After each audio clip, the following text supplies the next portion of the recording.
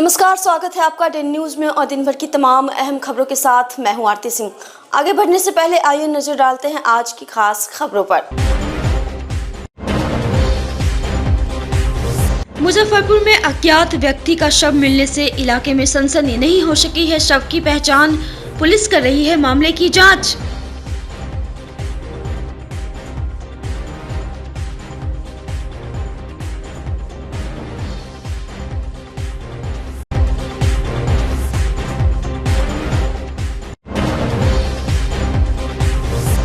Top 10 अपराधकर्मी हथियार के साथ गिरफ्तार। मुजफ्फरपुर में फिर से बना रहा था नया गिरोह।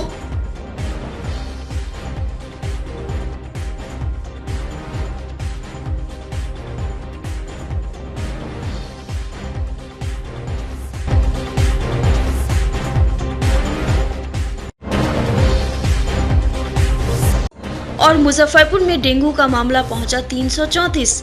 2 प्रखंड बना एपी सेंटर, बनाई गई विशेष टीम।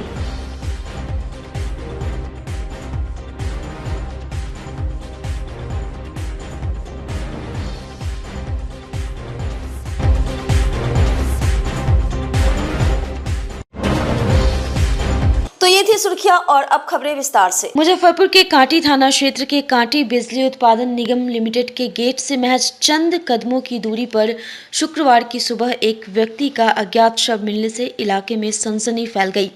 लोगों ने इसकी सूचना कांटी थाने को दी। मौके पर थानाध्यक्ष सुधाकर पांडे अपने दल बल के साथ पहुंचकर शव को कब्जे में लेते हुए पोस्टमार्टम के लिए एसकेएमसीएच भेज दिया है। स्थानीय लोगों से मिली जानकारी के अनुसार कांटी थर्मल पावर प्लांट के गेट के पास सुबह एक शव देखा गया, जिसके बाद शव को देखने के लिए लोगों की भीड़ जमा होने लगी। शव पर किसी भी प्रकार का निशान नहीं मिल सका है, जिससे ये अंदाजा नहीं लग पा रहा है कि उसकी मृत्यु कैसे हुई है। ग्रामीण एसपी विद्यासागर ने बताया कि शव को कब्जे में लेकर पोस्टमार्टम के लिए भेज दिया गया है। पुलिस अनुसंधान में जुटी है। शव की पहचान के लिए उसके फोटो को विभिन्न ग्रुपों में शेयर किया गया है, पर अभी तक पहचान नहीं हुई है। मुजफ्फरपुर के अहियापुर थाना क्षेत्र के पचगछिया गांव में पुलिस टीम ने छापेमारी कर एक हथियार सप्लायर को गिरफ्तार किया है। गिरफ्तार अपराधकर्मी की पहचान राम प्रवेश महतो के रूप में हुई है। जिले में इसके खिलाफ आधा दर्जन से अधिक मामले दर्ज हैं, जिसमें हाईवे पर लूटपाट, हथियार तस्करी सहित कई आपराधिक मामले एफआईआर दर्ज हैं। जिले के टॉप 10 के अपराध कर्मियों की सूची में शामिल हैं। सिटी एसपी विक्रम सिहाग ने बताया कि जिले में कांड में वंचित कुख्यात अपराध कर्मियों की गिरफ्तारी को लेकर पुलिस टीम लगातार विशेष अभियान चला रही है। इस दौरान पुलिस को गुप्त सूचना प्राप्त हुई कि जिले के टॉप 10 की सूची में शामिल राम प्रवेश महतो बेला पचगछिया गांव में है। सूचना के आधार पर अहियापुर थाना की पुलिस टीम त्वरित कार्रवाई करते हुए छापेमारी की।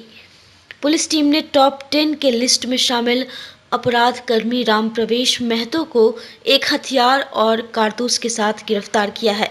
इसकी गिरफ्तारी से हाईवे पर लूटपाट और अन्य आपराधिक घटनाओं में कमी आएगी। जिला पुलिस ने फरार चल रहे अपराधियों की गिरफ्तारी को लेकर एक सूची तैयार की थी। अभियान के तहत मुजफ्फरपुर के शहरी क्षेत्र में 3 अपराधियों को गिरफ्तार किया गया है।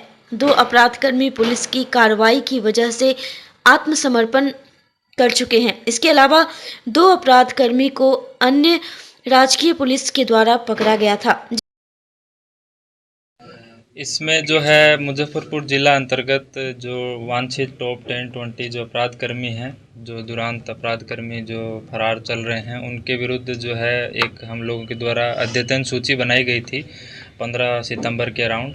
उसी के जो मद्देनज़र है, जो कल 28 तारीख को अहियापुर थाना अंतर्गत जो है डीआईयू टीम और हमारी जो अहियापुर थाना की टीम है, उनको इनपुट मिला कि जो वांछित अपराधी टॉप 10 में शामिल राम प्रवेश महतो है, वो अपने जो गांव है उसके आसपास आया हुआ। उसी में बाद में टीम बनाकर उसको उनके गांव बेला पचगछिया के बाहर से वहां से उसको उठाया गया और उसके बाद जो है उनकी निशानदेही पे उनसे है एक जो हथियार है देसी पिस्टल और एक गोली तथा जो उनका एक मोबाइल है उसको बरामद किया गया है और उसके बाद उनको विधिवत अरेस्ट किया गया है। जो अपराध कर्मी है वो दुरंत अपराध कर्मी है और जो विभिन्न जिला के अंतर्गत कांड हैं उनके अंदर उनकी संलिप्तता सीधे तौर पे तथा इनडायरेक्टली हथियार सप्लाई करने में रही है।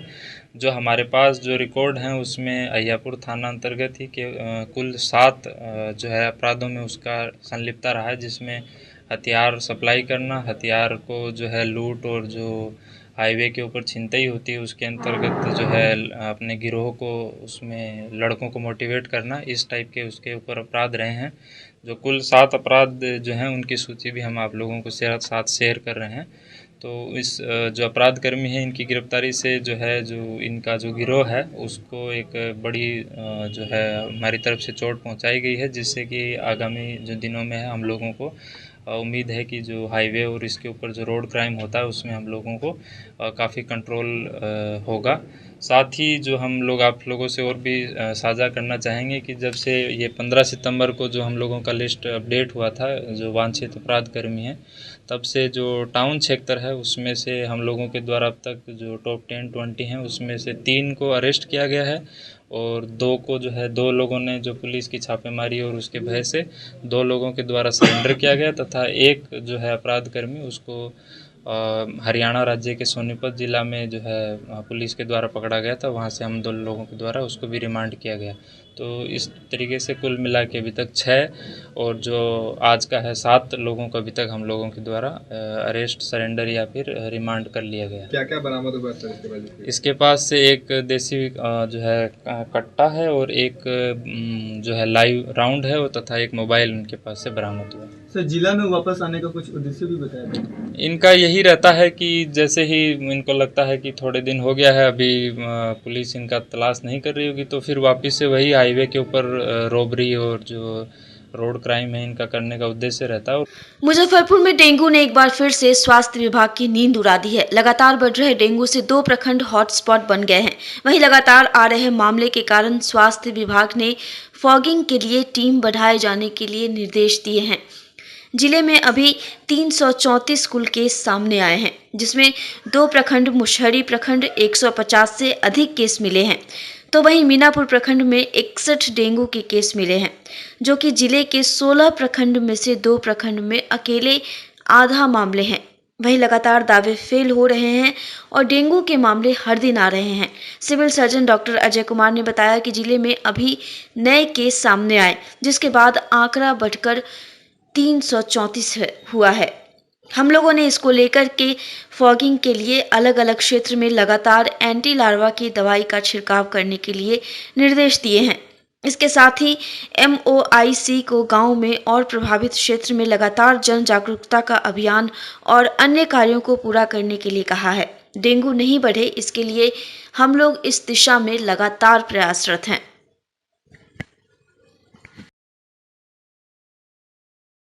डेंगू अभी तक 334 केस जो है हम लोग की जानकारी में आया हुआ है और इसके लिए जो है फॉगिंग भी कराया जा रहा है ग्रामीण क्षेत्रों में। शहरी क्षेत्र में नगर पालिका के द्वारा हो रहा है और ग्रामीण क्षेत्रों में 160 जगह फॉगिंग कराया जा चुका है और हम लोग के पास जो मशीन है उसका हम लोग उपयोग कर रहे हैं और सभी तरह की दवाई उपलब्ध भी है और प्रशिक्षित डॉक्टर भी उपलब्ध हैं और प्रत्येक हॉस्पिटल में जो है बेड भी इसके लिए आरक्षित किया गया है ताकि मरीजों को कोई दिक्कत नहीं हो।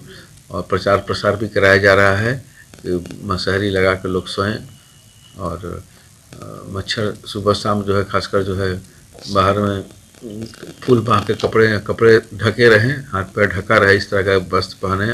अगल बगल पानी भी जो है इकट्ठा नहीं होने दें। अगर पानी कहीं पर है तो उसमें जो है कोई ऑयल, किरासन ऑयल या कोई भी ऑयल है उसमें थोड़ा सा स्प्रिंकल कर दें ताकि उसका जो है मच्छर को ब्रीडिंग नहीं हो पाए।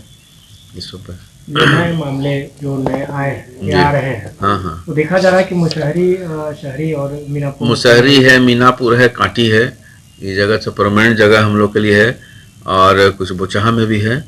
तो लेकिन मेन जो है मुशहरी और मीनापुर है। इस पर हम लोग फोकस किए हुए हैं। डीबीडीसीओ लगातार जो है दौरा कर रहे हैं और फॉगिंग की निगरानी कर रहे हैं। उन्हीं की डायरेक्शन में फॉगिंग कराई भी जा रही है। स्नातकोत्तर में छात्राओं से नामांकन शुल्क लेने के विरोध में लगातार दूसरे दिन भी विश्वविद्यालय में छात्रों ने लोकतांत्रिक तरीके से आंदोलन कर विश्वविद्यालय प्रशासन के विरुद्ध अपना विरोध दर्ज कराया। वहीं संयुक्त छात्र संगठन के नेताओं में छात्र हिंदुस्तानी एवं मोर्चा के प्रदेश अध्यक्ष संकेत मिश्रा, लोजपा रामविलास के प्रदेश प्रधान महासचिव गोल्डन सिंह, छात्र नेता पंकज सिंह, बिहार छात्र संघ के अध्यक्ष गौतम सिंह, एआईएसएफ के महिपाल ओझा, छात्र राजद के दीपक ठाकुर, छात्र नेता चंदन पासवान के नेतृत्व में Hindi, commerce, psychology, home science, physics, गणित, केमिस्ट्री, बॉटनी, जूलॉजी, फिलॉसफी, इतिहास, अर्थशास्त्र, अंग्रेजी, संस्कृत, राजनीति विज्ञान सहित तमाम विभागों को नामांकन को बंद कराते हुए विश्वविद्यालय मुख्य बिल्डिंग में विश्वविद्यालय प्रशासन के खिलाफ जमकर प्रदर्शन किया। इस दौरान छात्रों ने नारा लगाते हुए कहा कि विश्वविद्यालय प्रशासन छात्रों के आंदोलन को देखकर डर से विश्वविद्यालय मुख्यालय में कोई भी पदाधिकारी नहीं मिले। वहीं छात्र हम के प्रदेश अध्यक्ष संकेत मिश्रा ने बताया कि छात्र संगठन भी अब आर पार की लड़ाई लड़ने के मूड में है। वहीं उपस्थित बिहार छात्र संघ के अध्यक्ष गौतम सिंह व उत्तर बिहार अध्यक्ष करण सिंह ने बताया कि जब सरकार का आदेश है कि छात्राओं का किसी भी प्रकार का शुल्क नहीं लेना है, फिर भी विश्वविद्यालय प्रशासन जबरन ले रही है। इस तरह से छात्रों का शोषण हम लोग नहीं होने देंगे। वहीं आंदोलन करने वाले छात्रों में छात्र हम के प्रदेश उपाध्यक्ष अभिजीत शर्मा, रोहित झा, कंचन कुमार, रमन शुक्ला, ईश्वर चंद्र राम, गुड़िया कुमारी, ऋतु कुमारी समेत सैकड़ों छात्र उपस्थित थे। हम लोग विश्वविद्यालय मुजफ्फरपुर के छात्र हैं और अलग अलग विभाग के छात्र आए थे। हिंदी विभाग के हैं, हम इतिहास विभाग के हैं। हम लोगों का मांग है कि जो SC ST के छात्र हैं और सभी वर्ग के जो महिलाएं हैं, छात्राएं, उन लोगों का पैसा नहीं लेना है। और इस पे 2015 में हाई कोर्ट का जजमेंट आया था, ठीक है। बिहार सरकार भी इस कानून के मान रही है। आपको पता होगा कि सरकार का है ना नीति है कि UG से PG तक हम महिलाओं को फ्री शिक्षा देंगे। पटना यूनिवर्सिटी में इसका फीस नहीं लगता है, मिथिला यूनिवर्सिटी में इसका फीस नहीं लगता है, लेकिन ये BC साहब जब से आए हैं हम लोगों का फीस लग रहा है। इसके पहले भी जब 3rd सेमेस्टर का हम लोग का फॉर्म भराया था तो उस समय भी इसके लिए हम लोगों ने आंदोलन किया था, धरना प्रदर्शन किया था, फिर भी इस चीज़ को संज्ञान में नहीं लिए हैं। और ये दलित विरोधी और महिला विरोधी है और ये एकदम अंग्रेजियत के रूप में है। जिस तरीके से ब्रिटिश शासन यहाँ करते थे और जिस तरीके से एक बहुत बड़ी जनसंख्या को दरकिनार करते थे, ठीक ये उसी प्रकार से है। लेकिन इनको पता नहीं है कि जो मुजफ्फरपुर की धरती है ये वीरों की धरती है। यहाँ 17 साल के उम्र में जो यहाँ के विद्यार्थी होते हैं, जो छात्र होते हैं, जो नौजवान होते हैं, वो अपने प्राण की आहुति दे देते हैं, हंसते हंसते फांसी के फंदे को चूम लेते हैं। आपको भी पता होगा ये मुजफ्फरपुर की जो धरती है ये खुदीराम बोस की धरती है। हम लोग जब तक ये हमारी मांग नहीं मांगेंगे तब तक हम आंदोलन ऐसे ही करते रहेंगे। ज़रूरत आने पे हम लोग अनिश्चितकाल भूख हड़ताल करेंगे। तो पूरे संयुक्त छात्र संगठन मिलके बिहार विश्वविद्यालय में आज आंदोलन किए हैं। आप लोग देख रहे होंगे कि 2015 में सरकार ने दावा किया था कि SC ST और महिलाओं का फ़ी नहीं लेना। उसके बाद 2020-22 में हाई कोर्ट ने लिखित तौर पे दिया कि महिलाओं और SC ST का फ़ी नहीं लेना। फिर भी ये जो VC हैं, तानाशाह हैं, फिर भी जानबूझ के हर एक स्टूडेंट से फ़ी लिया जाता है। और कॉलेजों में तो इसलिए लिया जाता है कि वापस कर देंगे, लेकिन वापस के नाम पे छात्राएं दौड़ते रह जाती हैं, कॉलेज चप्पल खिया जाता है, लेकिन उनका फी वापस नहीं मिलता। हम लोग इसको लेकर राजभवन में, आप लोग को पता होगा, हम लोग राजभवन मार्च भी किए थे। इस मुद्दा को पटना में भी हम लोगों ने उठाने का काम किया, पर उसका अभी तक निष्कर्ष नहीं निकला। हम जो VC हैं वो बोलते हैं कि सरकार वादा किया पैसा नहीं भेजता है। तो हम लोग एक चीज़ इस पे मांग करना चाहते हैं।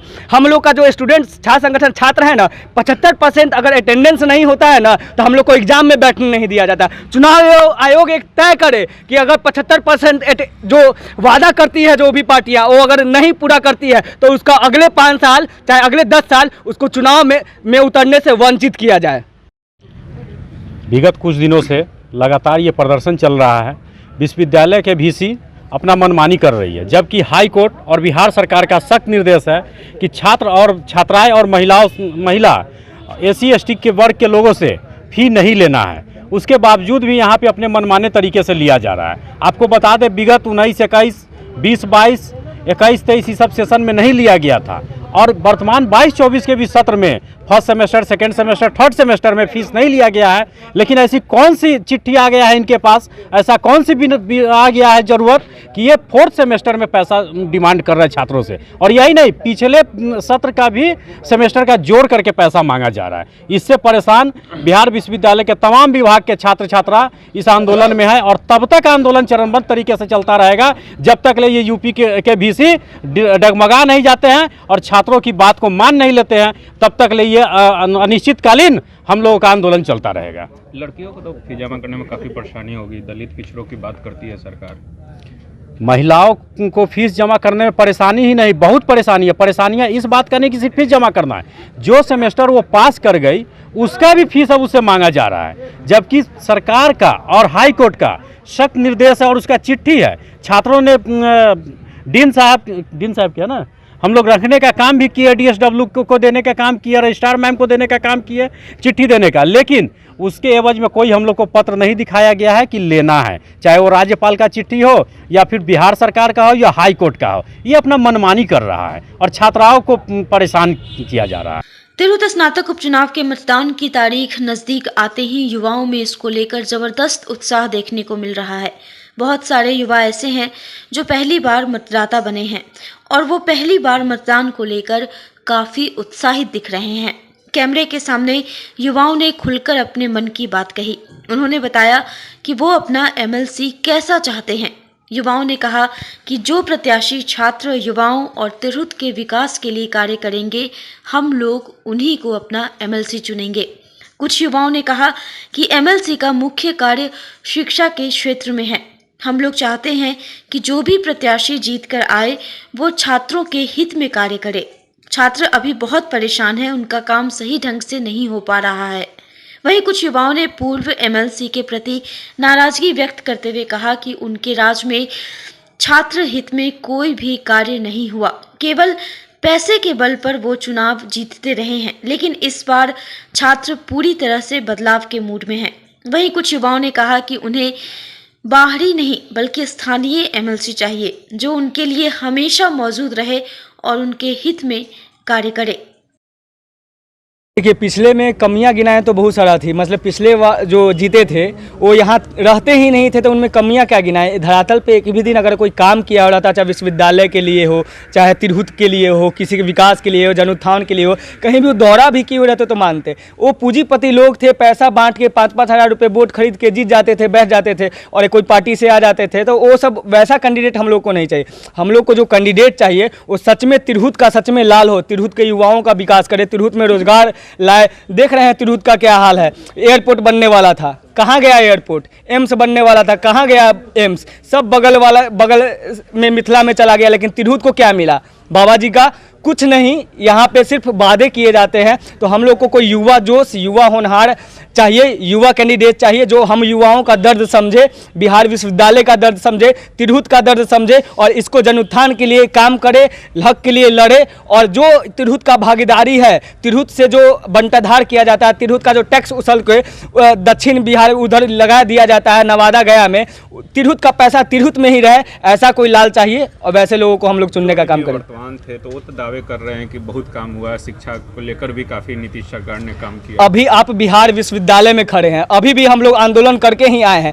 देख रहे होंगे आंदोलन करने का क्या जरूरत पड़ता। अगर हमारे जो MLC रहते तिरहुत स्नातक के सही, तो हम लोग को काहे भाई आंदोलन करने का जरूरत है। लेकिन हम लोग लगातार आंदोलन करते हैं। बिहार विश्वविद्यालय का हाल ही देखिए, क्षेत्रीय लेवल का तो दूर का बात है, बहुत दूर का बात है।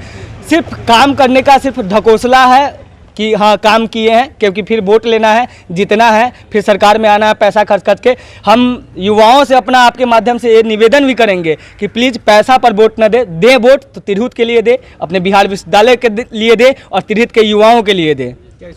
तो जो तिरहुत स्नातक का विश्वविद्यालय स्तर का मुद्दा होता है, लेकिन अभी तक जितने लोग बनते आए हैं उन लोगों ने किसी ने विश्वविद्यालय के लिए कुछ नहीं किया, छात्रों के लिए, नौजवान के लिए कुछ नहीं। जो हमारे शिक्षा के लिए, हमारे छात्रों के लिए, नौजवानों के लिए कार्य करेंगे, हम लोग वैसे नौजवान को चुनने का काम करेंगे, क्योंकि नौजवान ही नौजवान का दर्द समझ सकता है। आखिर आप नौजवान नहीं है तो उनके अंदर क्या दर्द है, क्या पीड़ा है, आप नहीं समझ सकते। तो हम लोग नौजवान को चुनने का काम करेंगे।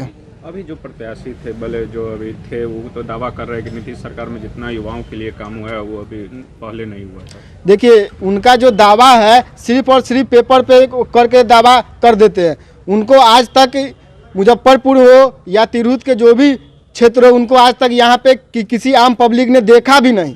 वो कहाँ रहते हैं, पटना में रहते हैं कि कहाँ पे दिल्ली में रहते हैं, कुछ पता ही नहीं चलता। आम आदमी से दर्शन तक नहीं होता है। वो क्या युवाओं का विकास करेंगे, उनसे कोई हम लोग को अपेक्षा नहीं है। खैर, अब वो इस बार प्रत्याशी भी नहीं है, और अगर वो प्रत्याशी होते तो हम लोग वैसे प्रत्याशी को इस बार खदेड़ के भगाने का काम करते। इस बार बदलाव होगा। इस बार निश्चित युवाओं ने ठान लिया है कि बदलाव करके रख देना है, क्योंकि ये जो चुनाव होता है इसमें कोई भी राजनीतिक दल का सिंबल पे चुनाव नहीं होता। तो हम लोग को राजनीतिक दल के जब सिंबल इस पे संवैधानिक रूप से नहीं है तो हम लोगों को अपने मन से निर्णय लेना है कि कौन से प्रत्याशी है जो सच में छात्र के लिए, युवाओं के लिए और हमारे तिरहुत के विकास के लिए काम करेंगे। वैसे को हम लोग को चुन के भेजाना है सदन में, जो कि हम लोग का आवाज़ को उठाए और तिरहुत का विकास करे। तो हम ये बताना चाहते हैं कि एमएलसी का जो भी चुनाव होता है वो उसका मुख्य ये चीज़ होता है कि शिक्षा पर ध्यान देना। और अभी आप विश्वविद्यालय के कैंपस में हैं, आप लोग देख रहे हैं कि बहुत सारे छात्र झोला टांग के ऐसे घूम रहे हैं और ऐसे ऐसे पदाधिकारी के पास जा रहे हैं जो कि उनका कोई काम नहीं होता है। तो सबसे पहले जो भी कैंडिडेट जीत के आए, हम ये चाहेंगे कि विश्वविद्यालय हो, कोई भी कॉलेज हो, उसका जो भी मैटर हो सबसे पहले वो सॉर्ट आउट करे और युवाओं और जो भी छात्र परेशान है उनको सबसे ज़्यादा अहमियत दे।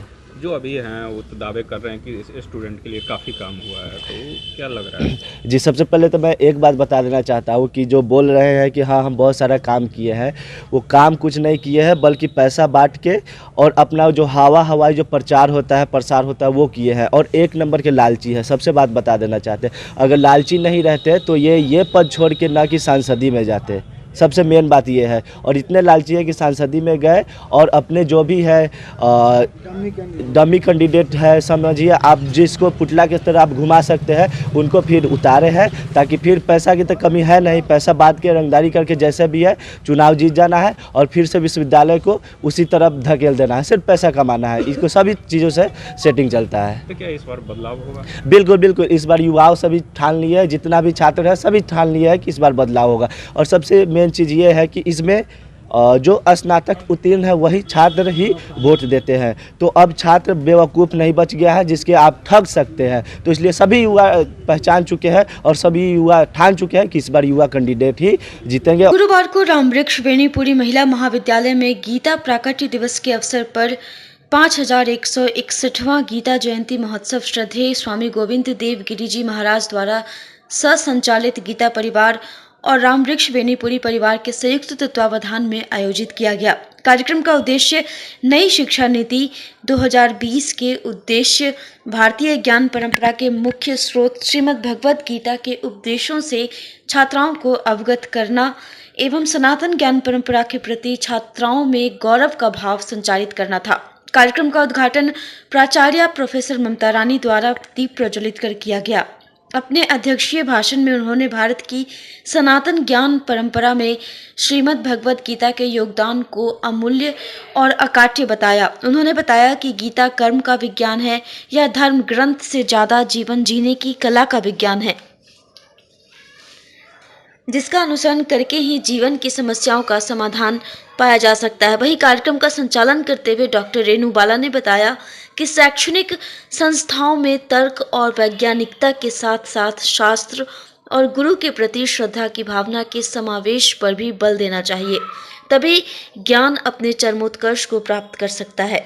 छात्रों में अवसाद और आत्महत्या जैसी प्रवृत्ति को रोकने में गीता का अध्ययन लाभकारी सिद्ध हो सकता है। कॉलेज में इस तरह के कार्यक्रम करने के पीछे हमारा उद्देश्य है कि गीता के मूल उद्देश्य को जन जन तक पहुंचाना। आज छात्राओं में तनाव, अवसाद, डिप्रेशन की भावना बहुत ज़्यादा बढ़ गई है। छोटी छोटी सी असफलता में वो थोड़ा सा कर्म करते हैं और उसके बाद वो उनको वांछित परिणाम नहीं मिलता है तो वो अवसाद में चले जाते हैं और बहुत एक्सट्रीम स्टेप उठा लेते हैं। तो ज़रूरत है कर्म के स्वरूप को और संदर्भ को समझने की। और गीता जो है वो कर्म दर्शन भी इसको कहा जाता है। कैसे हम कर्म करते हुए संसार के दायित्वों का निर्वहन करते हुए परम लक्ष्य को प्राप्त करेंगे, यह गीता हमें बताती है। इसमें श्री कृष्ण और अर्जुन के बीच का संवाद है। अर्जुन जीवात्मा का प्रतीक है, हमारे आप जैसे लोग जो संसार में हैं उसके प्रतीक अर्जुन हैं, और परमपिता परमेश्वर भगवान स्वयं कृष्ण हमारे परमेश्वर हैं। और वो मानव मन में जितनी भी जिज्ञासाएं होती हैं उसका समन उसको वो परमात्मा से पूछते हैं और उसका वो जवाब उसको देते हैं। और जीवन के हर कदम पर, हर मोड़ पर जो हमारी स्थिति हो जाती है, असमंजस की स्थिति हो जाती है, किंग कर्तव्य विमूढ़ता आ जाती है, उसमें हमको एक दिशा मिलती है और जिस तरफ हम आसानी से चल करके अपने जीवन के लक्ष्य को प्राप्त कर सकते हैं। यह संसार क्या है? इसको भव कहा गया, यह भव सागर है। और भव सागर में गीता वह तिनके की तरह है जिसको पकड़ के हम इस भव सागर को आसानी से पार कर सकते हैं और किसी भी प्रकार की बाधा हमारे सामने नहीं आती है। आज हम भयभीत हैं, हर जगह भयभीत है, अपने सीनियर से, अपने जूनियर से, अपने बच्चों से, और यहाँ तक कि स्वयं से भी भयभीत रहते हैं। तो जब हम गीता का अध्ययन करते हैं तो हमें पता चलता है कि हमारे और परमात्मा के बीच सिर्फ एक दीवार है, वह है अज्ञान का दीवार है। माया, मोह, क्रोध, लोभ सब जो है वह दीवार है, और इसके अध्ययन से हमारा चित्त शुद्ध होता है और ये सारे दीवार गिर जाते हैं। और हमारे बिल्कुल उसी तरह जैसे सागर में एक घड़ा है और घड़े में जल है, हम घड़े को तोड़ देते हैं तो सागर का जल और घड़े का जल बिल्कुल एक हो जाता है। उसी तरह से हम और परमात्मा बिल्कुल एक हैं। हमारे अज्ञान ही हमें उनसे पृथक करते हैं। जिस दिन वह अज्ञान हट जाएगा उस दिन हम दोनों एक हो जाएंगे। और जिस ब्रह्म की खोज हम बाहर करते हैं वह कहीं नहीं, वह अंत में हमें एहसास होता है कि मैं ही वह ब्रह्म हूँ, अहम ब्रह्मास्मि का हम इसको प्राप्त कर सकते हैं। और जीवन में भी जितनी तरह की समस्याएं हैं उसका निदर्शन गीता हमें कराती है। शुक्ल पक्ष की एकादशी है और आज के ही दिन गीता का उपदेश श्री कृष्ण ने कुरुक्षेत्र के मैदान में दिया था। तो इस दिवस को गीता जयंती के रूप में मनाया जाता है। इंडियन नॉलेज सिस्टम में अभी जो परिवर्तन हुए हैं उसमें गीता के भी अंशों को शामिल किया गया है पाठ्यक्रम में। योग हो, पहले से भी गीता का सांख्य दर्शन हो, वेदांत दर्शन हो, तो हायर लेवल स्टडीज में ये चीज़ें शामिल थी। अभी योग को जो CBCS कोर्स आया है उसमें शामिल किया गया है। तो हम अभी छात्राओं के बीच एक जागरूकता कार्यक्रम के तहत गीता जयंती मना रहे हैं, जिसमें गीता की जो व्यापकता है उसकी चर्चा हम छात्राओं के बीच कर रहे हैं, ताकि छात्र भी अपने पारंपरिक जो हमारे ज्ञान के स्रोत हैं उससे वो अवगत हो सके। इसलिए आज रामवृक्ष बेनीपुरी महिला महाविद्यालय में गीता जयंती का आयोजन किया गया है, जिसकी संयोजिका फिलॉसफी की जो हमारी विभागाध्यक्ष हैं डॉक्टर रेणु बाला जी हैं, सह संयोजिका अनिमा जी हैं फिलॉसफी डिपार्टमेंट की। तो सभी के सहयोग से यह छात्राओं के बीच कार्यक्रम किया गया है। विश्वविद्यालय सांस्कृतिक समिति और IQAC के संयुक्त तत्वावधान में मंगलवार को बिहार विश्वविद्यालय के सीनेट हॉल में साहित्यिक क्विज इलोक्यूशन वाद विवाद का आयोजन किया गया, जिसमें शामिल छात्र छात्राओं ने अलग अलग कलाओं में अपनी कला का प्रदर्शन किया। मौके पर बिहार विश्वविद्यालय कल्चरल कमेटी की सदस्य डॉक्टर पायोली ने बताया कि बिहार विश्वविद्यालय के अंगीभूत आने वाले सभी कॉलेजों के छात्र छात्राओं के सर्वांगीण विकास के लिए 5 दिनों का ट्रायल सेशन रखा गया है। इसमें जो छात्र उत्कृष्ट प्रदर्शन करेंगे उन्हें बिहार विश्वविद्यालय में बुलाकर 25 दिनों का ट्रेनिंग दिया जाएगा, जिसके बाद इन बच्चों को निवेदिता विश्वविद्यालय कोलकाता में आयोजित कार्यक्रम में भाग लेने का मौका मिलेगा। एक्चुअली हम लोग 5 दिनों का यह ट्रायल रखा है हमने। East zone inter university competition आयोजित होने जा रहा है, जो हम आयोजित करने जिसमें हम प्रतिभागिता करेंगे निवेदिता यूनिवर्सिटी कोलकाता में। हम यहाँ बिहार विश्वविद्यालय के बच्चों का एक हमने ट्रायल सेशन रखा है। 5 दिनों का यह ट्रायल होगा, जिसमें हम कुछ बच्चों को शॉर्ट लिस्टेड करेंगे। फिर उनका एक वर्कशॉप आयोजित किया जाएगा, जिसमें बहुत सारी विधाएं हैं, डांस है, सिंगिंग है, डिबेट है, एलोक्यूशन है, जैसे आज लिटरेरी इवेंट्स का चल रहा है, और ललित कला है, पेंटिंग, मेहंदी, बहुत सारे कॉम्पिटिशन्स अलग अलग दिनों में आयोजित किए गए।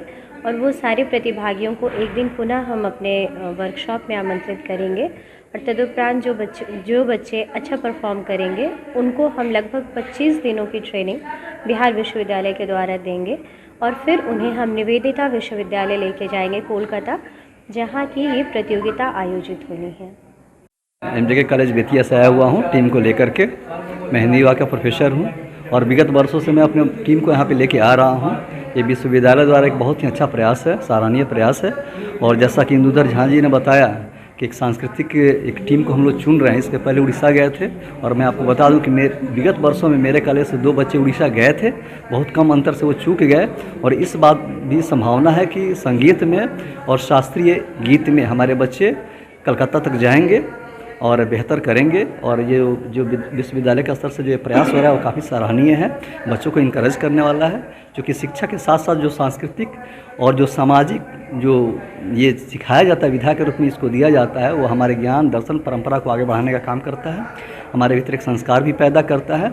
और जब इसके साथ शिक्षा मिलती है तो बच्चों का सर्वांगीण विकास होता है। मैं धन्यवाद देना चाहूँगा यहाँ के VC जो हैं दिनेश चंद्र राय सर को। उन्होंने इतने अच्छे आयोजन को हमारे बीच लेके आ रहे हैं, लगातार उनका सहयोग मिल रहा है। इंदुधर झा सर का सहयोग मिल रहा है और रमेश सर का भी सहयोग मिल रहा है और बेहतर हम लोग कर रहे हैं। और यही रीज़न है कि सुदूर क्षेत्र से बेतिया यहाँ से 125 किलोमीटर है, वहाँ से मैं रोज़ प्रतिदिन मैं टीम को लेके आ रहा हूँ और बच्चे अच्छा कर रहे हैं, बच्चे बहुत रुचि ले रहे हैं। और ये विश्वास है कि शिक्षा के क्षेत्र में बच्चे बेहतर करेंगे, इनका सर्वांगीण विकास होगा और इस विश्वविद्यालय का नाम रोशन होगा। आज की खबरों में बस इतना ही। कल फिर मिलेंगे कुछ नई खबरों के साथ। तब तक के लिए हमारी न्यूज़ टीम को दीजिए इजाज़त। नमस्कार।